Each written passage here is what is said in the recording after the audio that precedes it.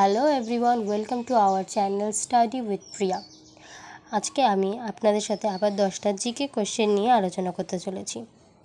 আমাদের first question হলো, ভারতের ক্রীড়া প্রশিক্ষকদের সর্বোচ্চ পুরস্কার কোনটি? এ কালিদাস সম্মান, বি অর্জুন পুরস্কার, সি রাজীব গান্ধী খেলরত্ন পুরস্কার, ডি দ্রোণাচার্য পুরস্কার। আমাদের সঠিক উত্তর হলো ডি দ্রোণাচার্য পুরস্কার। আমাদের 2 নম্বর প্রশ্ন হলো, 38তম প্যারালাল বিভক্ত করে কোন কোন দেশ? ভারত ও নেপাল, বি ভারত ও পাকিস্তান, সি উত্তর কোরিয়া ও দক্ষিণ কোরিয়া, ডি ভিয়েতনাম ও কম্বোডিয়া।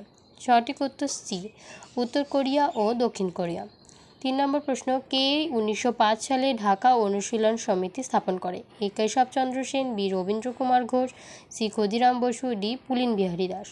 আমাদের সঠিক উত্তর ডি পুলিন বিহারী দাস। আমাদের 4 নম্বর প্রশ্ন হলো, রোহিঙ্গিরা কোথাকার অধিবাসী? এ ভুটান, বি তিব্বত, সি ফিলিপিন্স, ডি মায়ানমার। আমাদের সঠিক উত্তর হলো ডি মায়ানমার। আমাদের 5 নম্বর প্রশ্ন, দিল্লির প্রাচীন নাম কি ছিল? A Indraprastha, B Gaya, C Ayodhya, D Pataliputra. আমাদের সঠিক উত্তর হলো এ ইন্দ্রপ্রস্থ। আমাদের 6 নম্বর প্রশ্ন হলো, ভারতের জাতীয় পতাকার নকশা কে তৈরি করেছিল? A Bankim Chandra Chattopadhyay, B Padmanabhan, C Pingali Venkayya, D Annie Besant. আমাদের সঠিক উত্তর সি পিঙ্গালি ভেঙ্কাইয়া। আমাদের 7 নম্বর প্রশ্ন, কোন প্রস্তাবে গণপরিষদ গঠন করার কথা বলা হয়েছে? A Simon Commission, B cabinet mission পরিকল্পনা, সি ওয়াভেল পরিকল্পনা, ডি ক্রিপস মিশন।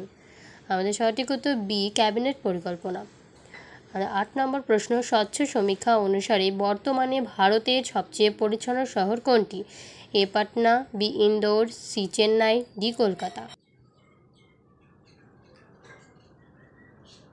আমাদের সঠিক উত্তর হলো বি ইন্দোর। আমাদের 9 নম্বর প্রশ্ন হলো, আত্মীয় সভার প্রতিষ্ঠাতা কে? A Chittaranjan Das, B Motilal Nehru, C prince Dwarkanath Tagore, D Raja Rammohan রায়। আমাদের সঠিক উত্তর ডি রাজা রামমোহন রায়। আমাদের 10 নম্বর প্রশ্ন, রাশিয়ার মুদ্রা কোনটি? A kina, B euro, C riyal, D Rubel.